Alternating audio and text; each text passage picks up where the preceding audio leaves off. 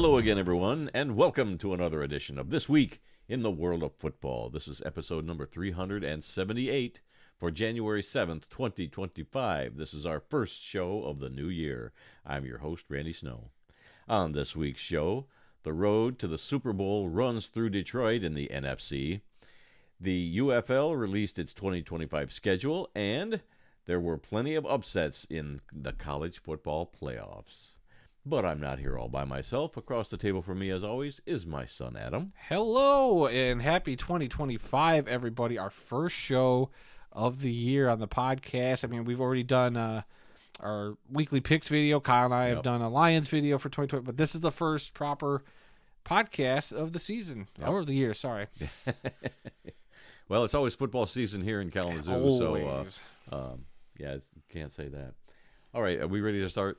I guess so. I mean, we had a lot of preamble before. You bought a new ceiling fan. Yes, you don't approve. It is the most ugliest. Like, it looks like you stole a propeller off an old U-2 submarine or something. A propeller on a submarine. And that's what it looks like. It looks like a propeller on a submarine, and it just does not fit in this room. I was just wondering what, Army surplus store you raided to get this thing. It's just, it's terrible. Maybe it's just because it's too modern, and you're not a very modern guy. This one works where the other one didn't. So yeah, but that light is so terrible. I know it's a bad light. But so what did you tell me? You said, yeah, it's a bad light, but it was a pain in the butt to put in, so I'm not taking it down. Taking it down. Yeah. So I'll have to deal with it for a couple of years, and that's the most was. insane thing I've ever heard. I didn't know how bad it was. I mean, it looks great, but it doesn't. The light. It doesn't look great. It does not light up very much. It looks like a ceiling fan that belongs at one of those hipster bars where they sell you oxygen infused like puffballs or whatnot. That's what it looks like. You laugh, but I'm telling the truth. This is what it looks like. Like, when I look over there, I see the ceiling fan, I see a Detroit Lions cuckoo clock, and this vibe just does not mesh at all. So, well, thank you for your input. That's enough for ceiling fan talk today, and now on with the regular I think you're just show. mad that I opened 2025 with one of our first best bits of the year, so you're welcome. Well, it's a bit. I don't know if it's the best bit. We come to you each week from the fabulous World of Football Man Cave, located right here in the center of the football world, Kalamazoo, Michigan. We're here to promote the game of football in all its many forms, past, present, and future. Our goal is to educate, inform, and entertain our listeners with the glorious buffet that is the world of football. All this while keeping a close eye on the rich history of the game. Thanks for checking out our podcast. We'd love to get your feedback on one of our many platforms: Apple Podcasts, SoundCloud, TuneIn, Spotify, iHeartRadio, and Amazon Music. So you can simply ask your Alexa device to play the World of Football podcast. We also have timestamps down in the descriptions of both the podcast and many of our YouTube videos, so you can go right to the topics you really want to listen to. You can also find our podcast in its full audio form on our YouTube channel. Just search for the World of Football Kalamazoo, or use the handle at the World of Football in the YouTube search bar. You'll find over 500 videos on our YouTube channel, including Just Lying Around. That's where Adam and Kyle get together and they talk about the Lions games. Last week they did a Lions and Vikings preview, or actually Kyle does the preview and you and Kyle do a recap. We also did our weekly NFL picks video for Week 18. We've got some upcoming videos coming up. We've got Just Lying Around, playoff edition. Yeah, we're not sure exactly when. I don't know what Kyle's plan is going to be either. With a week off for the Lions, we don't know what's going on. I don't know if he's going to do just the overall wild card thing. I mean, we kind of touched on the wild card, but we'll see. Yeah, a week off. It feels a little weird with a bye week. First. I mean, we're going to talk all about that, I'm sure, ad nauseum in a little bit. So we can move on from that. But I mean, it was just. Yeah, I don't know what Kyle's plan is. He's an independent man now in the podcast network, or the World of Football YouTube channel sphere. So we let him do his thing. Yeah. And then the weekly picks for the wild card round, we're going to be recording probably tomorrow night. Probably Wednesday. First game Saturday. Yeah. So, yeah, we'll have a little more fun. It's going to be a different format probably. Kind of, I don't know. We haven't done it yet. So yeah, only 6 games for people to pick. So, if you're one of our loyal guest pickers, the 10 people that have been doing this all season with us, go ahead and send your picks in. Yeah, I put up the post yesterday, and I think C-Dog already got his in. I think Leonard emailed you Leonard already. C-Dog so if you're anxious and chomping at the bit to get your picks in, go ahead and send it into that post in the community tab over on the YouTube channel. No feelings will be hurt. I mean, you can also resubmit them on the YouTube channel because all the comments and likes help the video out. All right. But speaking of YouTube, yeah, I was gonna bring up real quick. YouTube, I get a message every week, like every Tuesday usually. Mm-hmm. I get like an update from YouTube on how last week went. You get your like numbers and analytics, whatever. How many people clicked on your? How many likes, comments, how much revenue you made back. But they sent out shortly after the New Year. I want to say it was last Friday. So it was a couple days after the New Year, so it gets time to catch up with all the data completely through 2024. So I want to thank everybody for a great year for the world of football. It was a great year for us. I mean the games that we went to, the subscribers that we got, and the milestones that we hit. It was awesome. We hit a few of our goals. One of them was getting 1,000 subscribers last year, and we had 1,103 subscribers by the end of the year, which is awesome. We ended up with 60,000 or 60.6 thousand views across the year, which is awesome. Appreciate it. We had 178 uploads last year.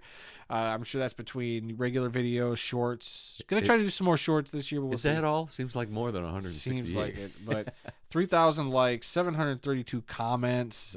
So we appreciate that. And our top video of last year was your history lesson on the World Football League, which is at 5.7 thousand views.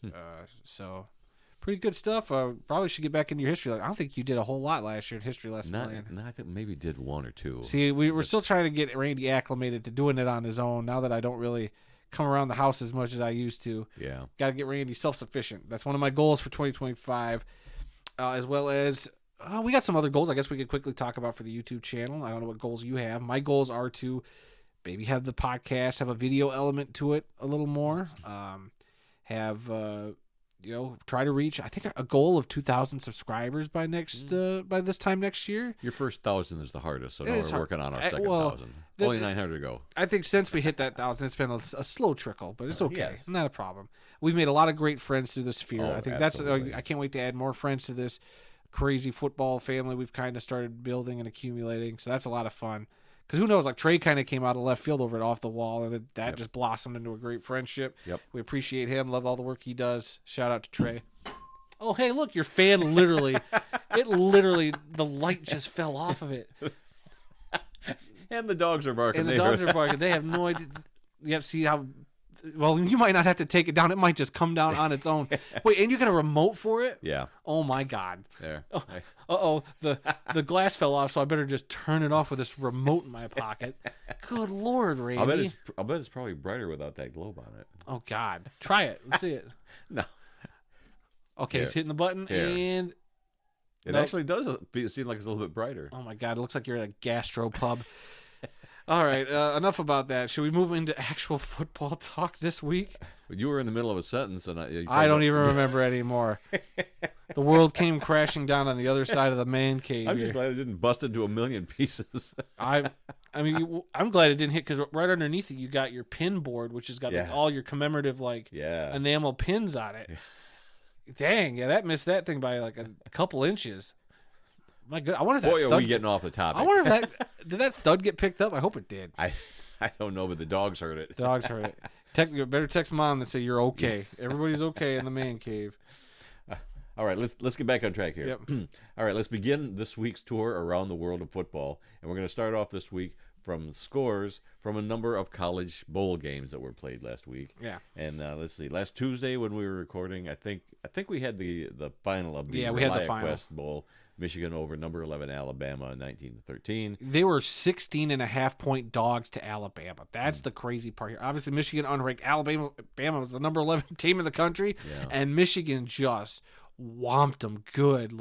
And wasn't there something about how they beat Alabama twice now in bowl games in the same year? So they started the year on New Year's Day, right. Beat them in the Rose Bowl last year? I forget which bowl. I think it was the Rose Bowl last year, and then they come in last day of the year this year, and they beat Alabama on New Year's Eve. Yep. So that's a heck of a footnote right there that you literally started and ended 2024 by beating Alabama. Yeah. Has there ever been a team that's beaten the same team in two different bowl games in the same calendar year? Probably not. I don't know if it has happened, it's rare. Yeah. Well, the way the bowl schedule is, it's hard to because some teams are playing on New Year's Eve, some are playing on New Year's Day, so it just depends on how that falls. So I'm sure, I bet you it's out there. I don't have the time or resources to look that up. We're already 10 minutes into the show, and we're just getting to scores. Yeah, if somebody knows, let us know, because I'm not going to look it up myself. All right, also last Tuesday, it was the Texas Bowl, LSU over Baylor, 44-31.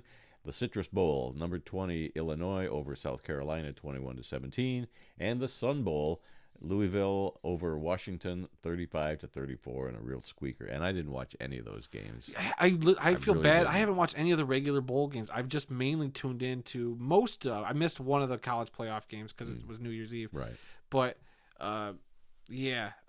I watched all the other games of the college football playoff. Yeah, I've been saying this for years. There's way too many bowl games. Even if I wanted to, I couldn't watch them all. And a lot of these games I really don't care about. Don't care about the teams involved. Don't care about the ReliaQuest Bowl. They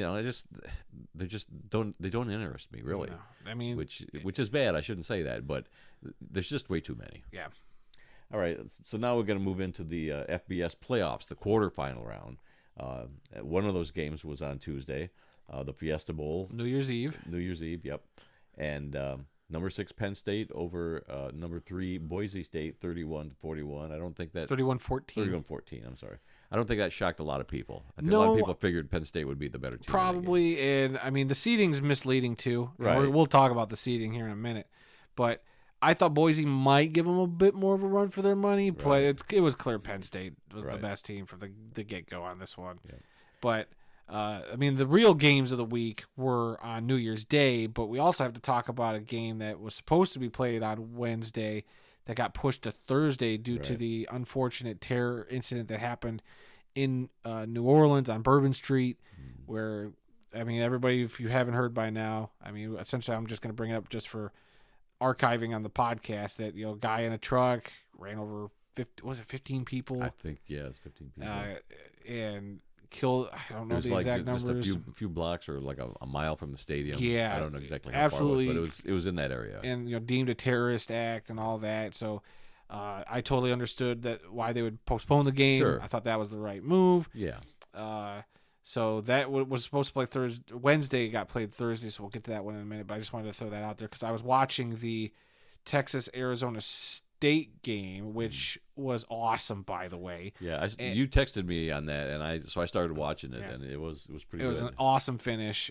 Mainly, the finish was the best, but just during that game, at halftime, they're talking about updates on the Sugar Bowl situation, all that, because I had no idea when I woke up that morning that had gone down. I saw blurbs. I didn't know much about it. Mm-hmm. It was just all unfolding in real time watching a football game. It felt weird because, football football is life, but it is not life and death. Right. And so when a situation like this pops up, the last thing anybody should be worried about is a dumb old football game that's being played, even if it's technically like a playoff game, So our thoughts are with the people in New Orleans, and clearly they're going to have the Super Bowl there next month. So that also is going to impact the NFL, I'm sure, and all that stuff around the festivities for that. So it's going to be, I think we're going to be in for a really weird Super Bowl week that week. Heightened security and all that. So you hate to see it. And isn't there another bowl game that's going to be played in New Orleans coming up? I'm not sure. Maybe I'm just thinking of the Super Bowl. I'm not sure. But let's talk about that game on New Year's Day, the Peach Bowl. Oh, the Peach Bowl. Yes, New Year's Day, number 5 Texas over number 4 Arizona State, 39-31 in double overtime. Man, the way this came down to the last play, after the first overtime, they have to go for 2. Even before the overtime, it was crazy because Arizona State was down. It was like 17-3 when I was watching it, and I was like, Texas isn't really impressing me. Arizona State's hanging in there, but they just can't, make the right plays. And then that running back for Arizona State, Scabadoo, or however you say his name. Oh, yeah, I don't know how to pronounce it. Oh, man, I got to look up his name. Shabadoo? It wasn't that. Wasn't he in that movie with Lucinda Dickey? Oh, my God, I don't even know that name. So you're really dating yourself with that one. That was, oh, shoot. It just slipped out of my mind. Breaking 2, Electric Boogaloo. That's yeah. I mean, I only know that movie title just because that's the greatest sequel title of all time. Cam Skattebo, he was the running back for the Arizona Sun Devils, and he had an awesome game. I think he, really lit that fire for that team that kind of rallied around him in that fourth quarter. He threw a touchdown pass on a halfback pass, which was awesome. He was just running, running over guys. He was just a power back, just kicking butt, taking names. And despite them losing that game, he was named the game's MVP. So it's very rare to see the losing team player get named MVP. And Aaron, sent us a video of a supposed controversy where the Sun Devils should have won the game on a field goal they kicked that bounced in the field of play, but then bounced into the goalpost and should have counted. And they say in the rules, supposedly that's a real thing. I don't know. I haven't heard anything about it. I don't know if it's true or not. The Arizona State could or should appeal the loss or whatever. I don't know. It was a wild thing, but I was not impressed with Texas, even though at the end of the day they did end up winning it. Arizona State really impressed me. I thought they had a real legitimate shot during this game. They got close, but that double overtime, Texas just sealed the door up on them. Yeah, like I said, after the first overtime, they could kick an extra point in the first overtime. Then starting with the second overtime, they had to go for two. Texas scores, does the 2-point conversion, and no, because the score's not right. Yeah, because Texas got the 2-point conversion, so they go up by 8. Right. And then Arizona State tried, and I think they threw an interception or something. It wasn't on their 2-point conversion. They were going for a touchdown and it got intercepted. Yeah, so it ended in heartbreaking fashion for Arizona State. Yes, but absolutely. It was a heartbreak. It was a heck of a comeback. I thought for sure they could win it, but in overtime, Texas just outlasted them, made the one or two more plays than Arizona State could at the end. So that was a crazy game. And then the next game. The Rose Bowl, also on New Year's Day. Number 8, Ohio State upset number 1, Oregon, 41-21. That's the only time I've been rooting for Ohio State. Really? You're always after chaos, and so I was thinking, well, I'd like to see Oregon, get taken down a step. And so I was actually happy to see that. I was rooting for Oregon just because it's Ohio State. Yeah. I mean, I don't want to see them win. Yeah. But Ohio State just came out and punched them in the mouth. That there's no other way. Like when I watched the last time these two teams met, they were very evenly matched. And Oregon, just got by with the skin of their teeth. Ohio State, they lost to Michigan in a very hard-fought game, ugly game, but it wasn't Ohio State that I felt like we'd seen all year. This is the Ohio State I kind of figured we'd see, and it's a high-flying offense that should, can make scores really quick, and that's what they did when they were up like 31-0 in the blink of an eye. I was like, what in the world has happened to Oregon? And it was at that point I was like, I wonder if the way this postseason college football playoff is set up is that it is not beneficial to have a bye. Yeah, I've advocated, like, I was okay with the 12 teams. Mm-hmm. I'm now kind of reconsidering that after what's transpired. I think it should just be 8. I think in college football, until all the teams kind of get a little more level, and with the NIL, it's starting to kind of level off like that. Mm-hmm.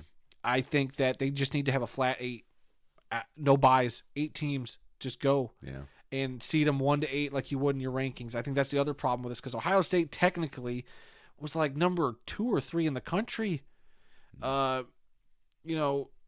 And Oregon was still the number 1 team no matter what. But, I mean, it's misleading because it says number 8 Ohio State. Right. They were technically number 2 or 3 when you look at the actual rankings. That's why I hate the way they did this playoff with the seedings not being your ranking. It's just another invitational tournament to get the right matchups, to get the most TV ratings. Until we can fix college football, Randy, I know this is what we got to deal with. But so I wasn't going to be shocked if Ohio State won. I'm more shocked that they won in the fashion they did. So kudos to Ohio State. The only good thing I'll take from Ohio State was I liked their helmet. I don't know if you saw like the red stripe on their helmet. They had like little roses kind of in the design of what do you call it, the stripe. Yeah, I like that. I like when teams incorporate the rose into their Rose Bowl uniform. Yeah. A big miss, Oregon. Maybe that's why you lost. And then finally, the Sugar Bowl should have been a New Year's Day game. Got pushed back a day because of the incident there. And it was number 7 Notre Dame upsetting number 2 Georgia 23-10. I watched a little bit of this, and Notre Dame just looked like the better team. They looked really good. So, and we knew this was probably going to be the best playoff game of the whole weekend, and it turned out to be that pretty much. I thought it was going to be the most hard fought. I thought this and the Ohio State would be the two best, but Ohio State was a bloodbath, and the Peach Bowl turned out to be the best one of the bunch. But so all the top 4 seeds lost in that quarterfinal round. Right. So I didn't even realize that. I didn't either. I saw it the next day, and I was like, oh my gosh! Like, so all the teams that got a bye just lost. So I was wondering. I was like, I guess if you're Oregon, you played the Big Ten championship, and you had a bunch of extra rest, maybe too much rest, because then Ohio State had their first round game against Tennessee. You had a game under your belt, and you go play the next game, and I feel like that showed because Oregon looked flat, and they just looked like they were not prepared. And I feel like that's got to be it for like a lot of these teams. Like you had that week, or even more time probably, depending on when your conference championship was. Right. That I think it was at a disadvantage. That's why I think that it needs to just be 8 teams, no buys, and just get into it. But we all know that bigger's better, and the college football playoff's going to see the numbers and say, well, we're going to move it to 14 or 16 teams next season. Like it's inevitable. It's just going to keep trending in this direction. They're not going to contract. Is that what the word is? Right. Yeah. Contract the playoffs. Yeah, they're not going to take games away. It's only going to be adding more to games. As much as I think they should now, after seeing how things work this year, and they need to reseed after the first round. Like it shouldn't be 1 versus 8. It should have been, And I didn't like the way the seeding was to begin with, but we don't have to keep harping on that. I say go to a 16 teams and do away with the conference championship games. You don't need that. Just go by rankings. Well, that's essentially because your automatic qualifiers, right? But you're still going to determine a champion without a championship game. Whoever's got the best record, or common opponents, all that crap. I don't know. There's a way. I don't see how that works. Season, they've done it for years before they ever had a conference championship game. Maybe, but now that they're making all that money for those conferences, I don't see them taking. Well, those now away. You're replacing the conference championship games with more playoff games. Well, should it be the conference championship winners automatically get it, and nobody else from the conference? Like, should it be like a conference tournament leading into the? See, that's where I'm like, I don't know. There's so much there to unpack. We don't have time. Yeah, they're not going to listen. We'll save it for a future video. I have an idea for. Oh, okay. All right. So there was one other bowl game on that Thursday night, the Gator Bowl. Number 14, Ole Miss took out Duke 52-20. Then on Friday there were 2 games. It was the Duke's Mayo Bowl, Minnesota over Virginia Tech 24-10, and the First Responder Bowl, Texas State over North Texas 30-28. And finally on Saturday it was the Bahamas Bowl. Usually the Bahamas Bowl was one of the first games of the season. Now it's the last. But Bahamas Bowl, Buffalo over Liberty 26-7. Now there were a couple of other national championship games this past weekend. On Sunday, it was the Division III Amos Alonzo Stag Bowl. The North Central Cardinals of Illinois defeated the Mount Union Purple Raiders 41-25. That game was played in Houston. I would have put my money on Mount Union. They've won so many national titles, and they're just always such a powerhouse that I was a little surprised that North Central would beat them. But congratulations to North Central. And then the FCS Division Championship game was played on Monday night. In Frisco, Texas. The number 2 North Dakota State Bison defeated the number 1 ranked Montana State Northern Lights 35-32, and this was the 10th FCS title game for North Dakota State since 2011. So, I mean, that's your powerhouse in the FCS, North Dakota State. And what was the conference that was trying to get them in as a football-only member? Was it the Pac-12? Either them or the Big 12, Mountain West, maybe. Yeah, I forget, but they're in consideration to move up to the FBS level and join one of those big conferences. So we'll see how that goes. All right, so coming up this week, we have the semifinal games in college football on Thursday night, which is kind of weird. They got a Thursday night and a Friday night game because I guess they don't want to mess with the NFL playoffs. Yeah. But Thursday night, it's the Cotton Bowl, number 5 Texas versus number 8 Ohio State. And on Friday, it's the Orange Bowl, number 6 Penn State versus number 7 Notre Dame. The winners of those 2 games will go on to the national championship game on January 20th. Yep. And that is it for college football. So, yeah, a lot. only a couple games left total. 3 in college football. All the lower levels are all done with their seasons and everything. So, yep, that's it for college football reporting this week. So, let's take a look at some games played in the NFL. I guess the NFL was still playing, weren't they? Oh, they were still. It was it might be misleading because there was a lot of games that didn't mean anything, Right. and a couple that meant Only one everything. game meant everything. Well, there was that big one, but there was still some meaningful games in here, but a bunch that didn't matter. We start with Saturday, where the NFC North took the stage for a doubleheader. Where in the first game, the Baltimore Ravens defeated the Cleveland Browns 35-10. I didn't really catch much of this game, but Baltimore putting Cleveland out of their misery for the year. Mm-hmm. The Cincinnati Bengals defeated the Pittsburgh Steelers 19-17. I watched a bit of this. I thought the Bengals looked great, and at that time, they were waiting to see with their win. They were still playoff eligible. They needed a lot to go their way. They needed the Dolphins and the Broncos to lose in order to get into the playoffs. So keep that in mind as we go into the games.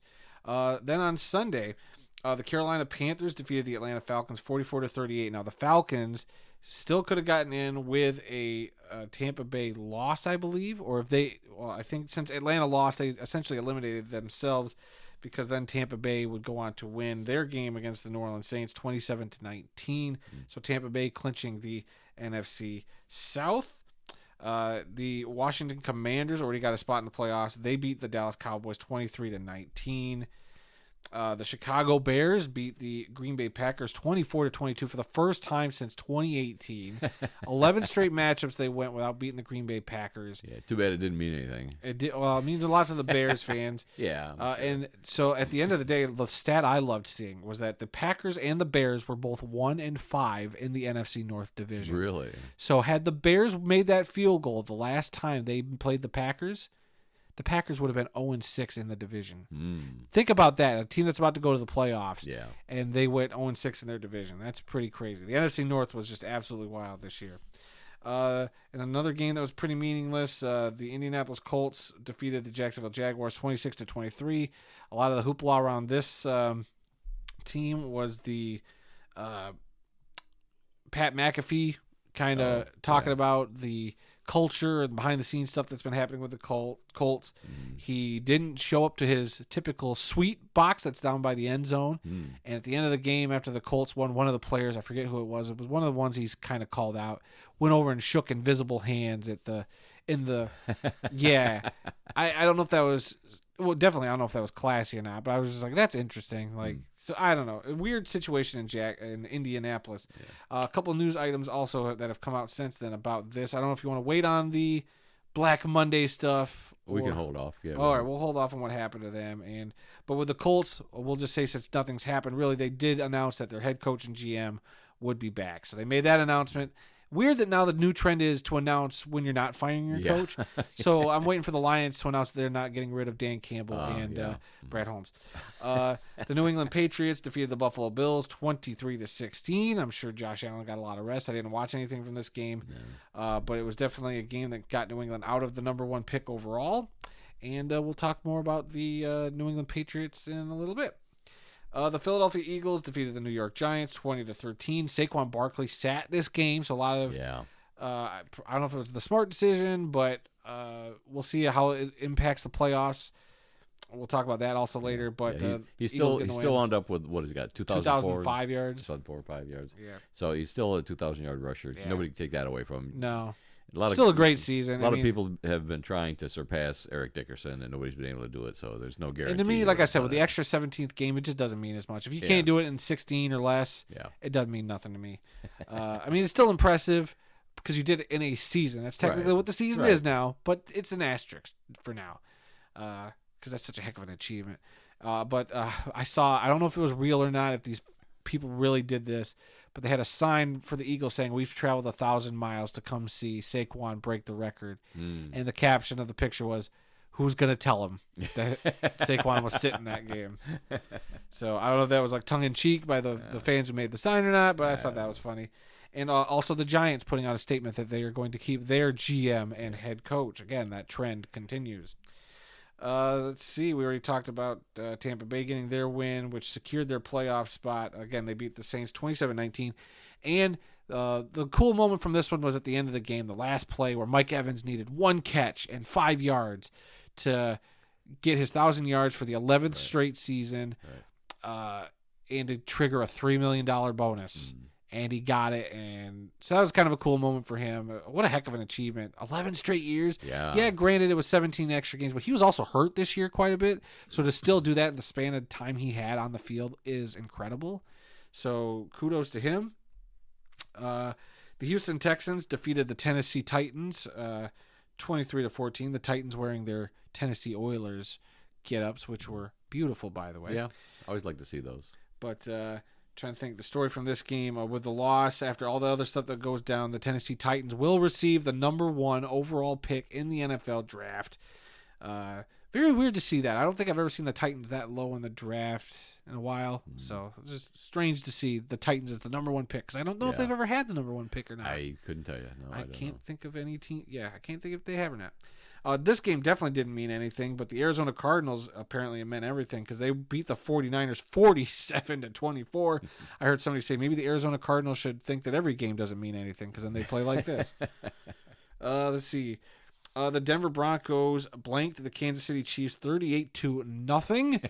How does this happen, you may ask? Well, when Andy Reid decides to sit Patrick Mahomes and Travis Kelce and Chris Jones and every other key player on that team, I get it. And everybody's like, oh, he did this on purpose so that Denver would win so they could keep the Bengals out of the playoffs. Because Denver got this win, it eliminated the Bengals, and it eliminates the Miami Dolphins, who we'll talk about here in a second. But the Broncos getting into the playoffs, they had the second longest playoff drought in the NFL, so they snapped that. Good for them. Nice young team. We'll see what they can do. We'll talk about who they are drawing in the playoffs. And I love the Broncos throwback uniforms. Oh, yeah. A lot of teams broke out the throwbacks. Yeah. Those look so good on TV. Yep. Definitely brought me back to the early 90s with the Broncos Chiefs would play. I didn't care for those uniforms. I always thought that right at the time, blue helmet with the orange uniforms that didn't go together. But after looking at those ugly uniforms they've been wearing since then, I like those uniforms. No, I can't stand them. And seeing those old ones back again, I appreciate the old ones much more now. It is a nice aesthetic now. I like that a lot. Yep. And then let's see, and another game that didn't really mean anything other than for seeding, the Rams sat some starters. But the Seattle Seahawks beat the Rams 30-25. Geno Smith triggered a bunch of incentives, so he made a bunch of money after this game, despite the Seahawks not making it to the playoffs.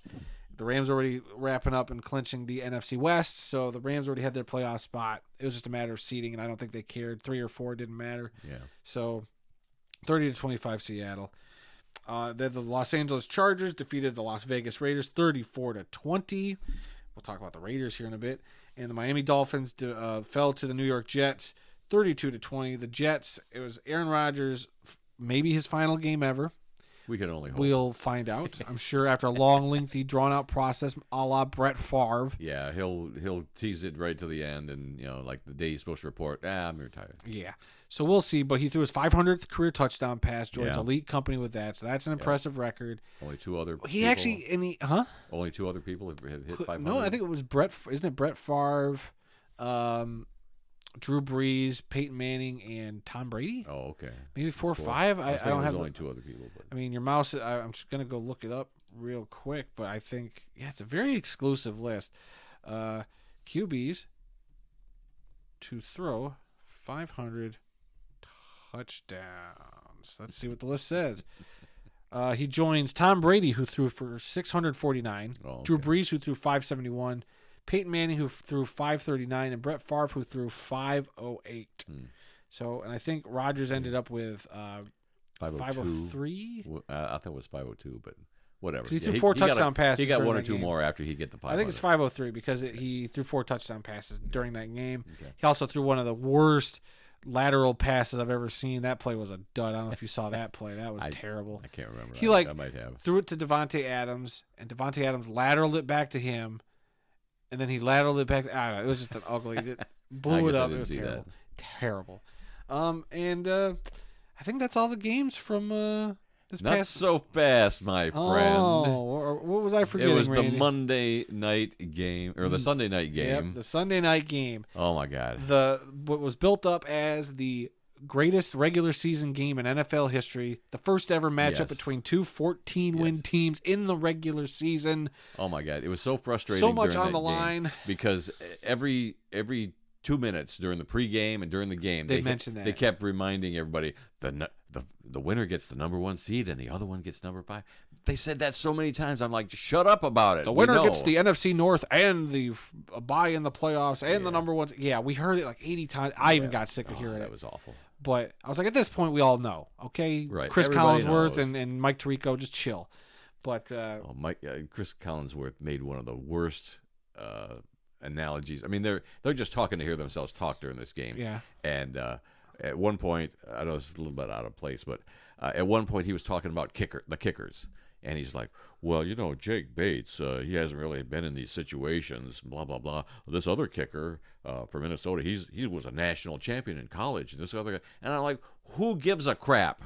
The other guy missed a couple of field goals, and Bates made it was a 50-something, wasn't it? 51 or 52? it was like a 48-yarder. Well, he had the 48. I thought he kicked one over 50. I think that was close to 50, but that was like a 48, 50. But anyway, who cares about these stats? They were bringing up stuff just to make Detroit look bad. It was like people wanted Detroit to lose. They wanted people to think that Detroit was a fraud. They won 14 games and all that. Hey, who won this game going away? Well, hold on. We'll get to that. But, I mean, I think Minnesota fans felt the same, like that they weren't getting any I was respect. just not happy with the announcers. They were digging at everything. And And it's weird because Tirico is from Detroit. Yeah. That's the weird thing. Is I feel like he's always kind of done that kind of like remember the first game against the Chiefs last year?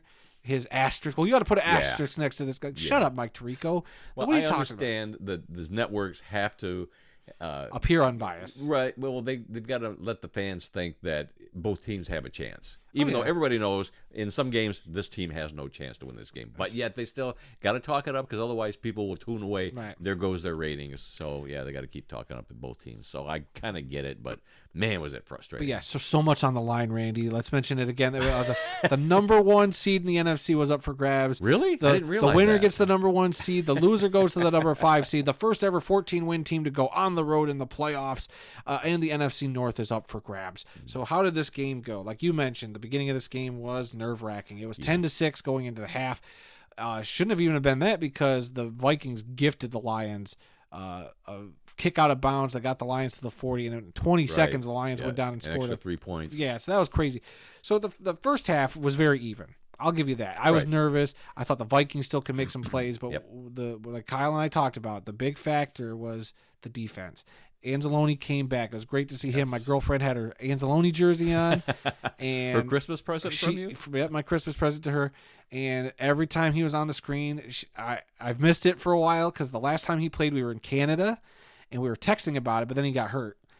So I haven't got to hear her go, "Hey, that's my boy," making a tackle. So all game long it was, "Hey, that's my boy," making a tackle. "Hey, that's my boy," getting a game ball at the end of the game. So, it was a lot of fun. He made a difference on that defense clearly. And the Lion and Aaron Glenn, the rumors are out there that he's up for or might have already been offered a head coaching gig elsewhere in New Orleans. That's the rumor. We'll see how that pans out. Yeah. But he definitely schemed up a heck of a defensive game plan. And the Lions' offense was, for the most part, anemic that first half. Yes. But that you got to give credit to the Vikings defense, too. They played their tails off. They were making plays. They were getting a lot of pressure. They got 2 interceptions. That Van Ginkel guy had so many opportunities. He almost had a pick 6 at one point that he dropped. But he laid a massive hit on Jahmyr Gibbs. I thought ended Gibbs' season. Yeah. But that was scary. Scary, illegal hit, but man, it was still scary.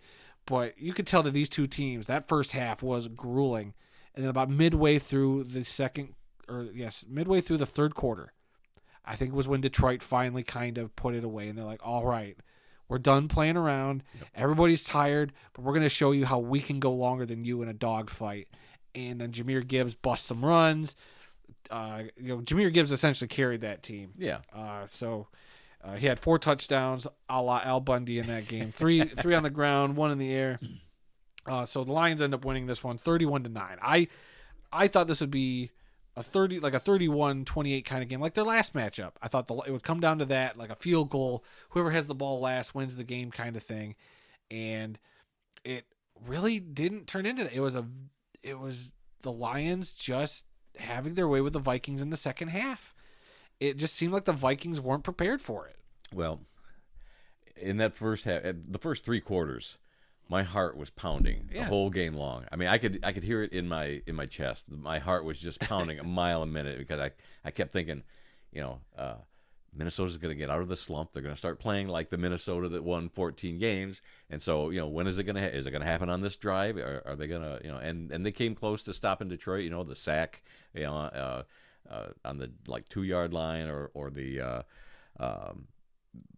should have been, I don't know if it should have been, but when he threw the ball to it might have been intentional grounding in the end zone. See, he had 2 guys there. I know people can complain about that. But, I know. Sorry, okay, you know what? But, Vikings fans, how about we give you those 2 points? So we'll say that we won 31-11. So let's just give you that. But no, it was very frustrating. And then I finally settled down. After we got up by 2 scores, I'm like, okay, now Detroit is playing the game that they know how to play. They just control the ball. They keep it away from you. They put together long drives.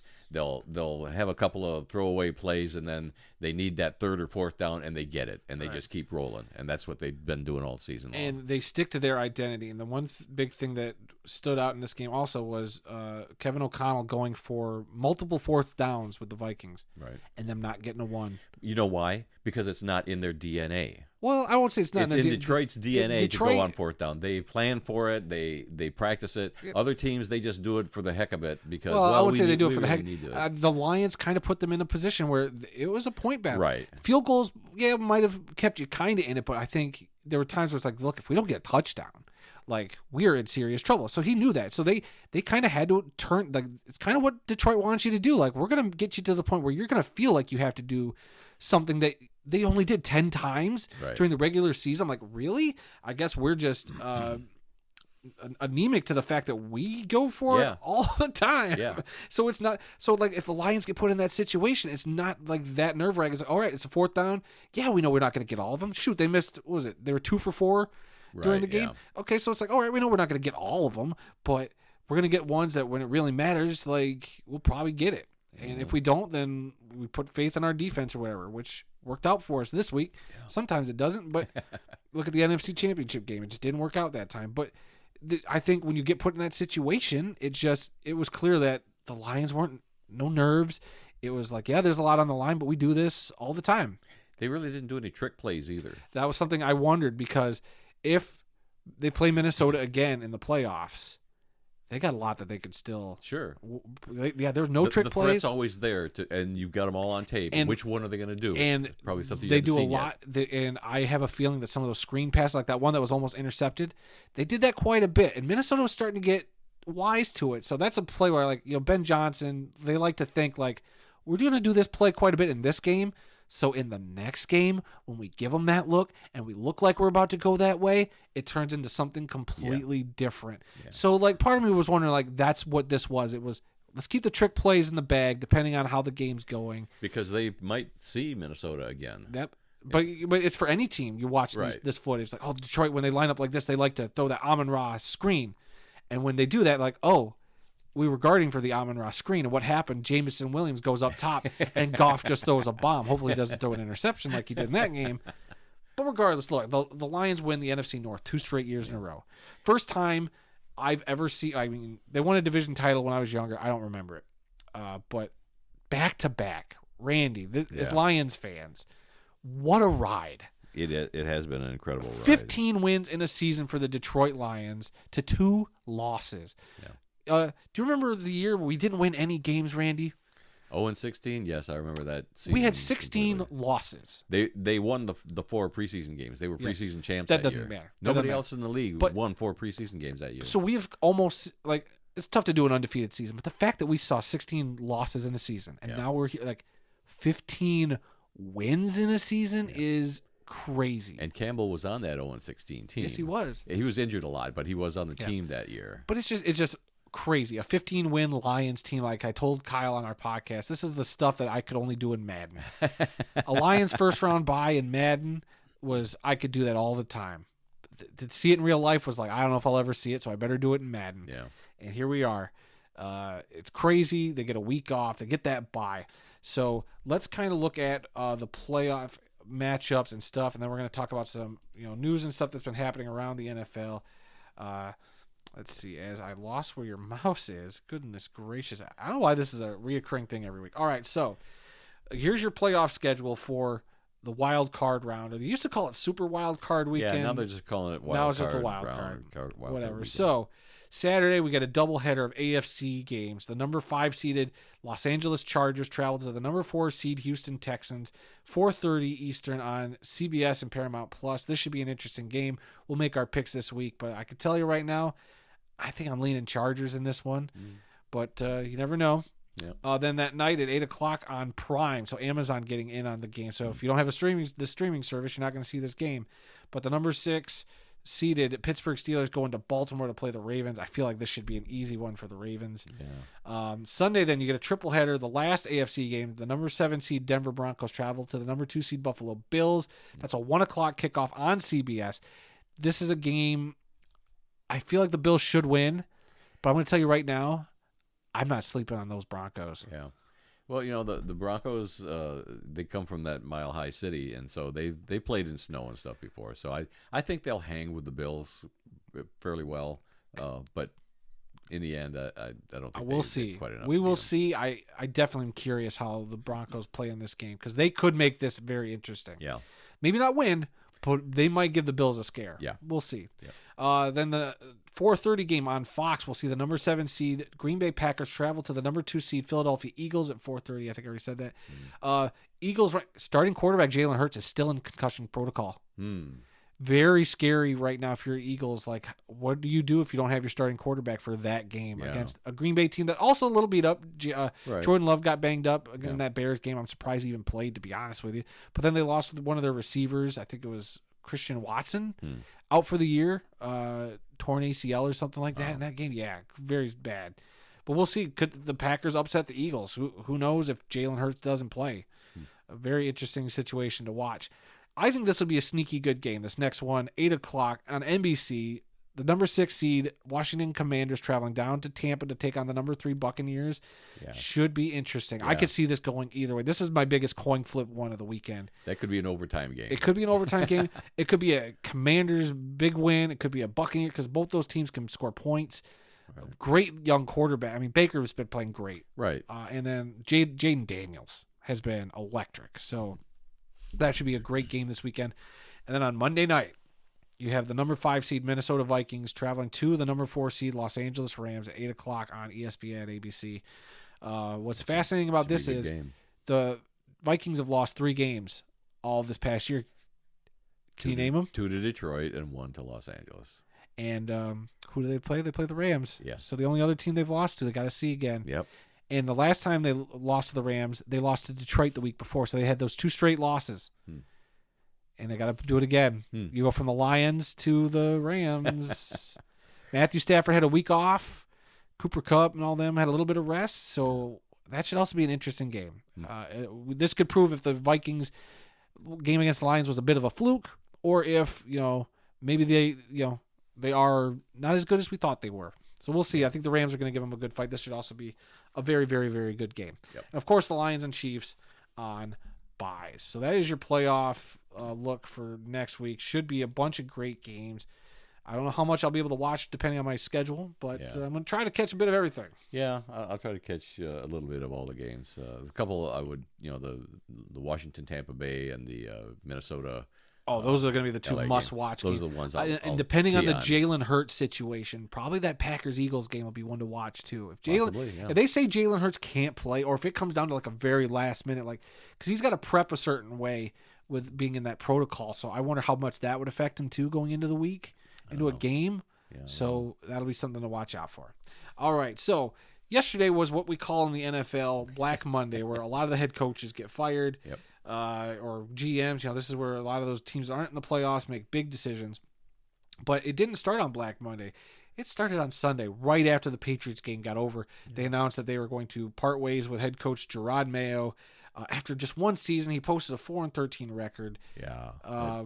You cannot judge a coach in one season, depending on how bad they are. Yeah, but I think from what I was hearing on Sports Talk today, the Patriots had their eye on Mike Vrabel. That's the whole reason they got rid of him. But Ben Johnson's interviewing this week, so I think of all the teams I've heard Ben Johnson's name up for, that one interests me the most. That's the one I'm like, you know what? I could see him doing good things there. That's got everything he wants.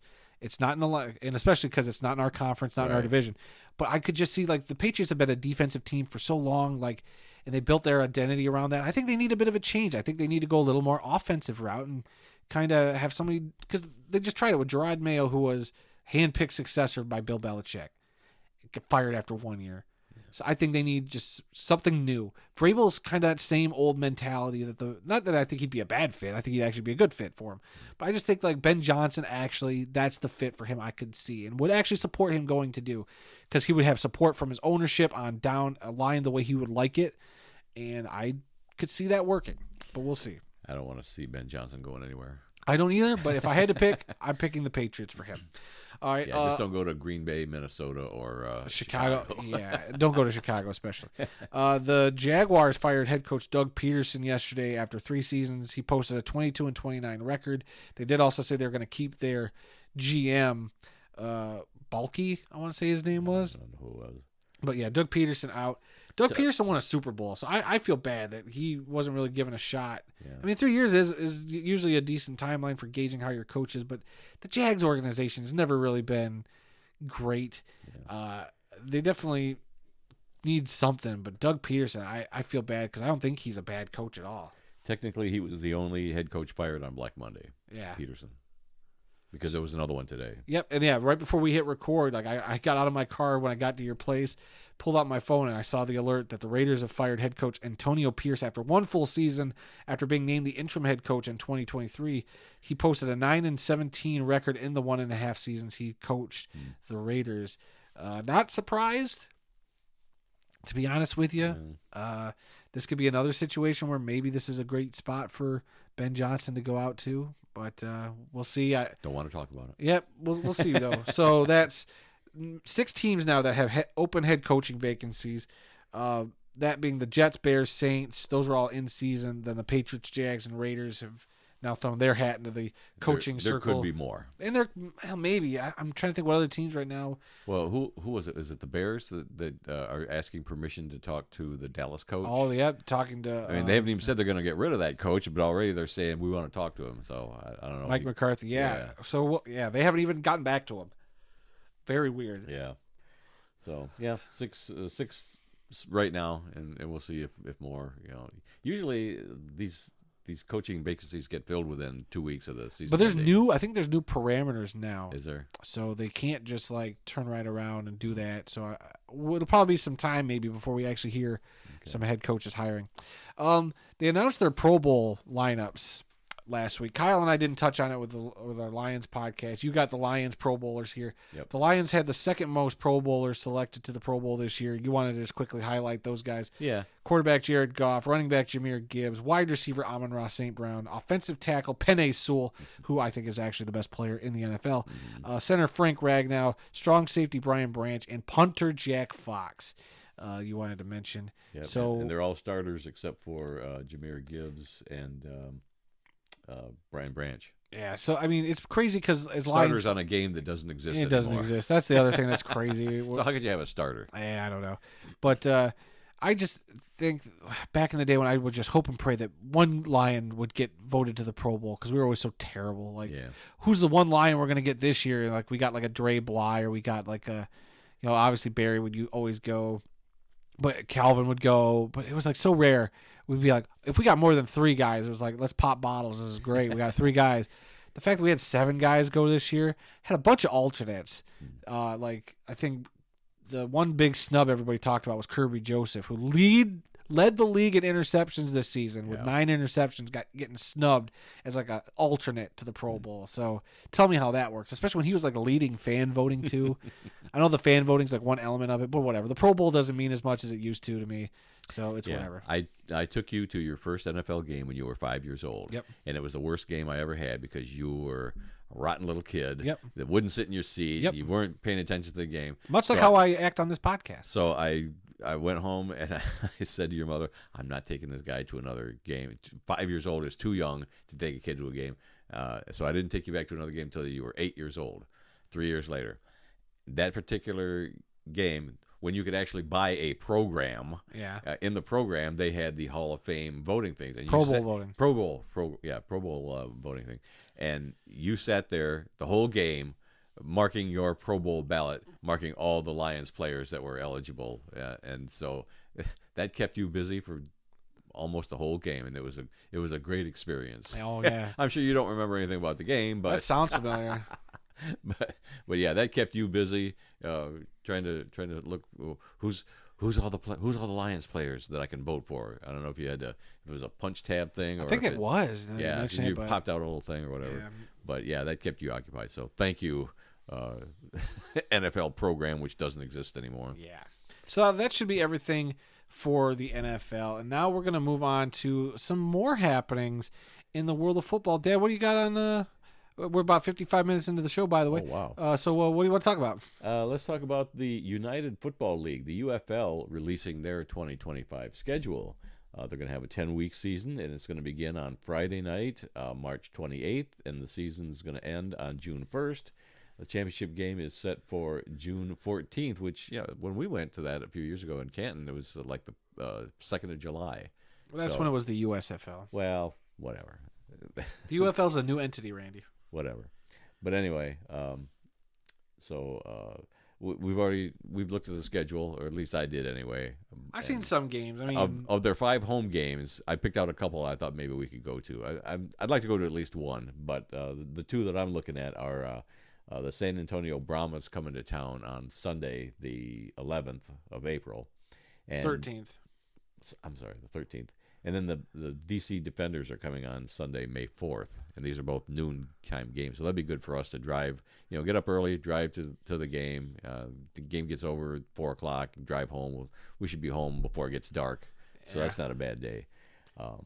But do you think either of those two games is those possible? were the 2 teams I circled. Yeah. I'm all about that. Okay. So we'll see. I know we got some other indoor football that we circled too that we kind of want to go to. So we'll have to start planning our schedules. Yeah, I grabbed my vacation slips for work, so I also gotta make sure I don't waste it all on football because my girlfriend definitely wants us to take some trips. So okay, I gotta be careful, Randy. I'm a busy family man now. Yeah, okay. Let's see. And that's really all I had for the UFL. Okay. Was that their schedule came out, and so go look up your team's schedule. Kind of looking forward to it. I know you want to go to a DC Defender games, so you can be part of the. Is that the one that does the beer snake? Yeah, they do the beer. I mean, if it was in DC, but DC's coming to right. Michigan, so I don't know unless Michigan's going to do our own beer snake. Then sign me up. Well.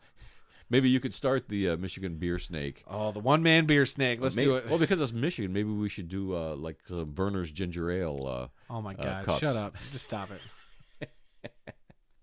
How much ginger ale did you drink before you put in that ceiling fan that almost killed us? Not enough. Still looking at that globe laying on the floor over there. Yeah. Let's see. Today's birthdays, January 7th. Coach Ron Rivera turned 63 today. He played football at California and was selected in the second round of the 1984 NFL draft by the Chicago Bears. Played linebacker for the Bears from 84 to 92 and won Super Bowl 20 with the Bears. I did not realize that. I never realized that he was was with the Super Bowl Shuffle team. He was on that team. I just never put 2 and 2 together. Between 1979 and 2010, he was assistant coach with the Bears, Eagles, Chargers. Then he became the head coach of the Carolina Panthers from 2011 to 2019 and the Washington football team / Commanders from 2020 to 2023. Also having a birthday today, quarterback Eddie LeBaron, born on this date in 1930, and he passed away in 2015 at the age of 85. He played his college football at the College of the Pacific, was selected in the 10th round of the 1952 NFL draft by the Washington Redskins, played for the Redskins from 52 to 53. He actually went up to Canada and played 1 season with the Calgary Stampeders in 1954. Then he returned to the Washington Redskins from 55 to 59. But to me, he's most famous for playing for the Dallas Cowboys from 1960 to 1963, becoming the first official quarterback in the team's history when they were founded in 1963. I'm sorry, when they were founded in 1960. Wow. So yeah, Eddie LeBaron. And then somebody you may have heard of, quarterback Lamar Jackson's having a birthday today. He's 28 years old, played his college football at Louisville, 32nd overall pick in the 2018 NFL Draft by the Baltimore Ravens. Heisman Trophy winner. Currently in his 7th season with Baltimore. Been with Baltimore the whole time. Yep. So we'll see how far they get this year. Yeah, he's won 2 MVPs, so we'll see if he gets a third this year. I mean, man. That's all the talk, but he's never really had that much success in the playoffs. No, he has not. So we'll see what happens this year. Yep. All right, obituaries. Got a couple of them today. This is where we take a moment and honor those who've made the world of football a better place. Our first obituary is that of Billy Ray Newsome, a defensive lineman in the NFL for 8 seasons. He has passed away at the age of 76. Newsome played college football at HBCU Grambling State and was selected in the 5th round of the 1970 NFL Draft by the Baltimore Colts. He played for the Colts from 1970 to 1972 and won Super Bowl V with the team.